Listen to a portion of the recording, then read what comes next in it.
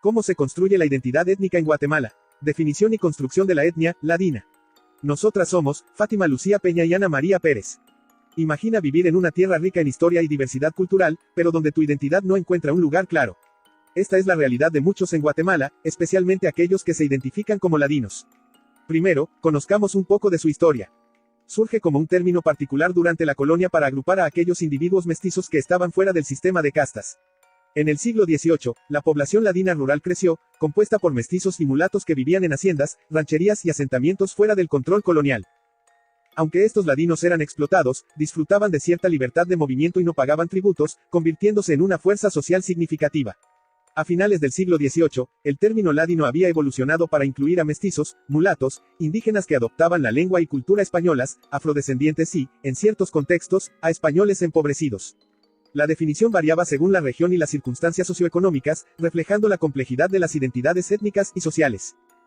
Al reconocer su inicio, también reconocemos que no es por completo una etnia, que se describe como una comunidad humana definida por afinidades raciales, lingüísticas, culturales, y caracterizada por compartir una identidad común basada en factores como el origen, la historia, las tradiciones, la lengua y, a menudo, un territorio.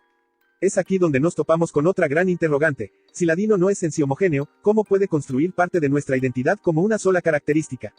¿Refleja o no una cultura? Los conceptos de cultura e identidad son conceptos estrechamente interrelacionados e indisociables. En efecto, nuestra identidad solo puede consistir en la apropiación distintiva de ciertos repertorios culturales que se encuentran en nuestro entorno social. La construcción de la identidad étnica, ladina, en Guatemala se entrelaza con la noción de hábitus según Bourdieu. En su obra, El sentido práctico, Bourdieu describe el hábitus como un sistema de disposiciones duraderas que integran las experiencias pasadas y guían las percepciones, apreciaciones y acciones de los individuos. En el contexto colonial guatemalteco, el hábitus ladino se formaba en un entorno de marginalidad y adaptación a las estructuras de poder dominantes. Habiendo dejado esto claro, procedemos con un análisis de una fuente contemporánea. Escogimos el libro de Ciencias Sociales y Formación Ciudadana de sexto grado de primaria, producido y avalado por el Mineduc en colaboración de USAID en 2018.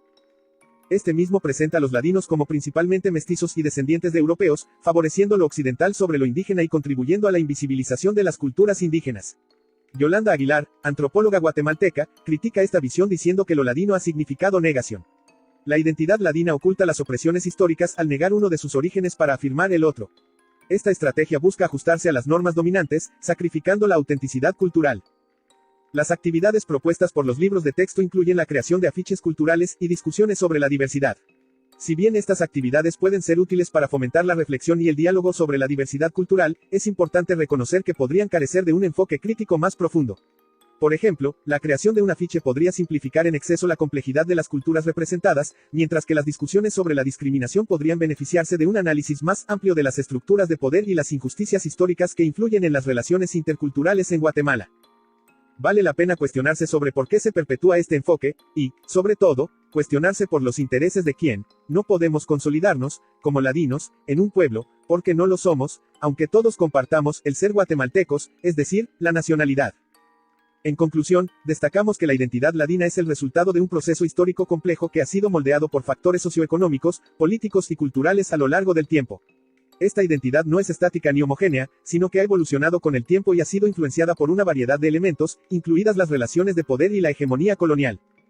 El análisis del material educativo, particularmente de los libros de sociales utilizados en la educación primaria en Guatemala, revela algunas limitaciones y sesgos en la representación de la identidad étnica ladina. Por ejemplo, se observa que los libros de texto tienden a presentar una visión simplista y estereotipada de la identidad ladina, enfatizando su supuesta homogeneidad y sus características occidentales en detrimento de su diversidad y complejidad. Es fundamental revisar críticamente el material educativo y promover una mayor atención a la diversidad cultural en el currículo escolar. La educación debe fomentar la reflexión crítica sobre las relaciones interculturales y las injusticias históricas, ayudando a construir una sociedad más inclusiva y equitativa. Ser nosotros mismos, pero que estemos a gusto con ese ser nosotros mismos. Si no estamos a gusto, es que todavía no somos nosotros mismos.